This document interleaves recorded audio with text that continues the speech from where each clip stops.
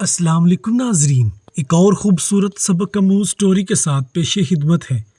بات دل کو لگے تو چینل کو لائک کرنا، شیئر کرنا اور سبسکرائب کرنا نہ بھولیے گا، شکریہ۔ ابوالکلام کہتے ہیں، ایک رات کھانے کے وقت میری والدہ نے سالن اور جلی ہوئی روٹی میرے والد کے آگے رکھ دی۔ میں والد کے رد عمل کا انتظار کرتا رہا کہ شاید وہ غصے کا اظہار کریں گے، لیکن انہوں نے انتہائی سکون سے کھانا کھایا اور ساتھ ہی مجھ سے پوچھا کہ آج اسکول میں میرا دن کیسا گزرا۔ مجھے یاد نہیں کہ میں نے کیا جواب دیا، لیکن اسی دوران میری والدہ نے روٹی جل جانے کی معذرت کی۔ میرے والد نے کہا، کوئی بات نہیں، مجھے تو یہ روٹی کھا کر مزہ آیا۔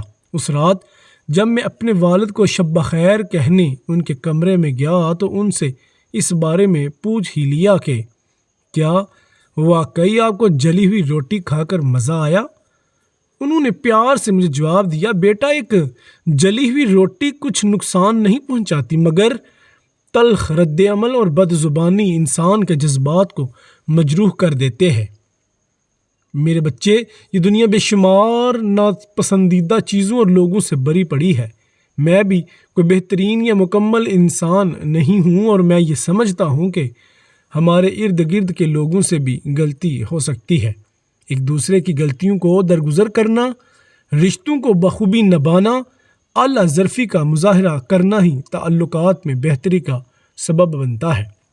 ہماری زندگی اتنی مختصر ہے کہ اس میں معذرت اور پچھتاووں کی کوئی گنجائش نہیں ہونی چاہیے۔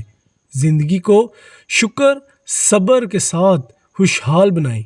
بے شک اللہ شکر کرنے والوں کو پسند کرتا ہے۔